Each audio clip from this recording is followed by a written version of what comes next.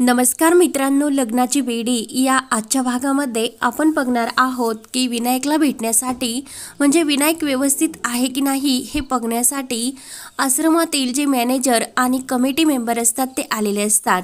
राघव आणि मधू हे विनायकला शोधत असतात, मात्र त्याच वेळी विनायक हा स्टोरूम मध्ये जाऊन लपलेला असतो आणि त्याच वेळेस एक जो काही जुना डब्बा असतो तो खाली पडतो आणि त्या आवाजाने सर्वांना खूप मोठा धक्का बसतो। तर लगेच सर्वजण विचार करतात की आवाज कसला आला। मॅनेजर आणि कमिटी मेंबर म्हणतात की कुठून तरी कसला आवाज आला। काकू म्हणते की कसला आवाज। ऋतुराज म्हणत असतो की मला काही आवाज वगैरे काही आला नाही। आणि रेश्मा तुला कसला आवाज आला का? रेश्मा म्हणते की हो ना, मला आवाज आलाच।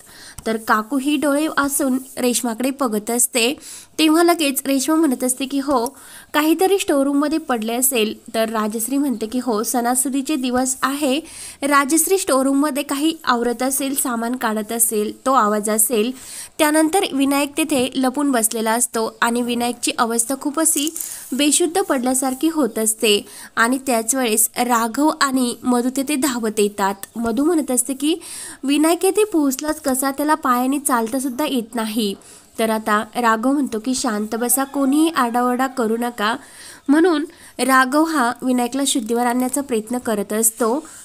विनायक तर डॉक्टर काकू असेच बोलत असतो। मधू सुद्धा खूप घाबरते आणि मधू उठून आपल्या रूम मध्ये येते। राजश्री म्हणत असते की अरे विनायक चल, कारण विनायकची अवस्था खूपच कठीण आहे, तू त्याला रूम मध्ये घेऊन चल। राघव त्याला उचलतो आणि रूम मध्ये घेऊन येत असतो। तर इकडे कमिटी मेंबर आणि जे काही हे मॅनेजर असतात ते म्हणतात की खूप उशीर झाला आणि तुम्ही आमच्यापासून काही लपवत तर नाही। तर काकू ही नाही बोलते।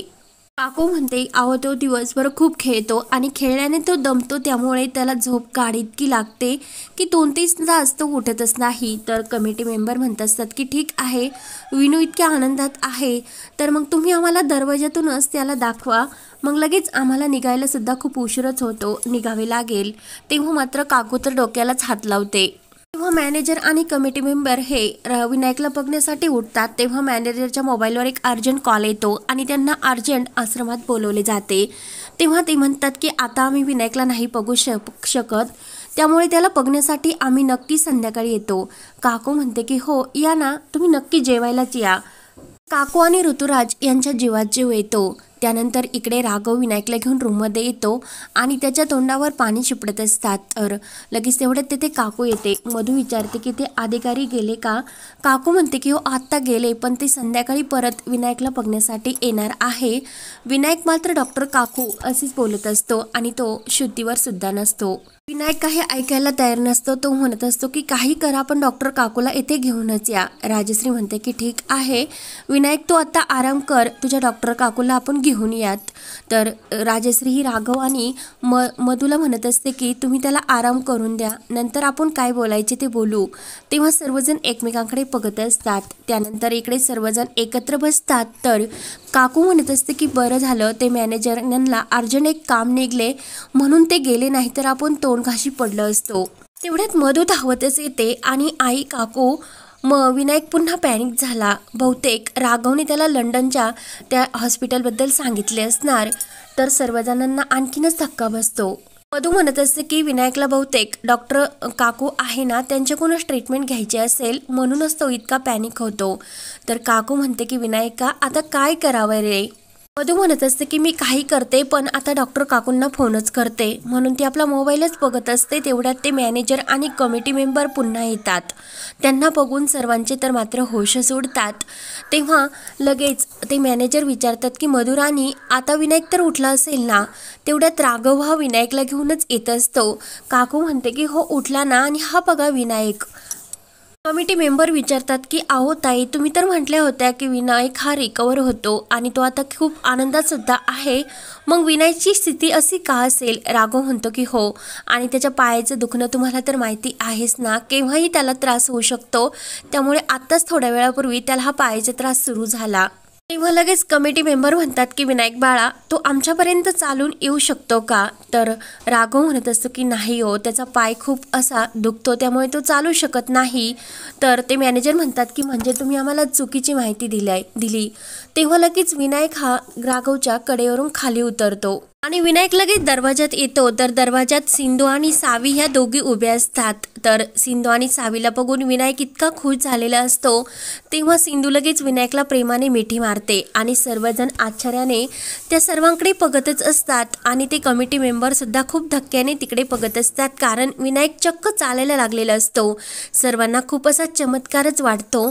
तेव्हा सिंधूला बघून सर्वांना मात्र खूप मोठा असा धक्का बसलेला असतो, कारण 10 वर्षांनी सिंधू रत्नपारखी कुटुंबात परत आलेले असते.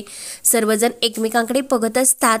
सिंधू लगेच विनायकला प्रेमाने मिठी मारते. तर लगेच मधू पुढे येते आणि तिचं वेलकम करते आणि एक विसरू नको सिंधू, तू येथे फक्त विनायकची डॉक्टर म्हणून आलेली आहे, ही गोष्ट लक्षात ठेव. तर सिंधूच्या डोळ्यामध्ये मात्र पाणी येत असते. ती आपल्या घराकडेच बघत असते. विनायक खूप खुश होऊन उड्या मारायला लागतो की सावी आली, डॉक्टर काकू आल्या. तेव्हा कमिटी मेंबर आणि मॅनेजर म्हणतात की आम्हाला माफ करा, विनायक तर खूपच खुश आहे, आम्ही नाहक तुम्हाला त्रास दिला. तेव्हा ते तेथून निघून जातात. तर लगेच सावी राघवला विचारते की पोलीस काका, त्या दिवशी न विचारता तुम्ही मला निघून का आलात? तर राघव हा रागाने सिंधूकडे बघत असतो आणि तो सावीला म्हणतो की अरे बाळा, त्या दिवशी खरंच खूप उशीर झाला होता, त्यामुळे तुला न विचारताच निघून आलो. आणि त्याचवेळी सिंधूला सुद्धा ते घर सोडल्याचे क्षण आठवतात. तेव्हा सिंधू ही राजश्रीला आई बोलते. तर राजश्रीला राघवचे ते क्षण आठवतात. दारू पिऊन राघवची अवस्था कशी झाली असते.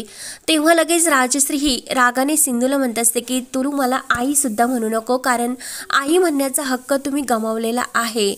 तेव्हा लगेच सिंधूला खूप वाईट वाटते. त्यानंतर लगेच सावी विचारते की अगं आई, तू अगोदरच यांना सर्वांना ओळखते का? तर सिंधू म्हणते की अरे विनायक, तू सावीला घेऊन बाल्कनीमध्ये खेळण्यासाठी जा. तेव्हा लगेच विनायकसुद्धा सिंधूला प्रश्न विचारतो की आमच्या घराला बाल्कनी आहे हे डॉक्टर काकू तुम्हाला कसे माहिती? तर सिंधूला धक्का बसतो. तर सावी आणि विनायक हे निघून जातात. सिंधू त्यांना सांगते की मी तुम्हाला नंतर सांगते. तेव्हा ते गेल्यानंतर सिंधू लगेच सर्वांना विचारते की तुम्ही माझ्याकडे असे का बघता? मी जिवंत आहे हे बघून तुम्हाला आनंद नाही झाला का? तर लगेच काकू म्हणते की नाही, कारण तू आमचा आनंद हिरावून गेली होती आणि तुला बघून आम्हाला थोडासा सुद्धा आनंद नाही झाला. काकू म्हणत असते की आमच्या घराचा वारस सुद्धा तू गमावला आणि तुझ्यामुळे आमच्या घराला फक्त त्रास आणि त्रासच मिळालाय, त्यामुळे तू येथे नाही राहू शकत. तर सिंधूला खूप वाईट वाटत असते आणि राघव रागाने सिंधूकडे बघत असतो. तर हा भाग येथे संपतो. पुढील भागामध्ये राघव हा सिंधूसाठी एक चेक लिहितो आणि त्यावर म्हणत असतो की तुमची व्हिजिटिंग अमाऊंट आहे ती याच्यावर लिहा आणि लगेच ती अमाऊंट घेऊन येथून चालते व्हा.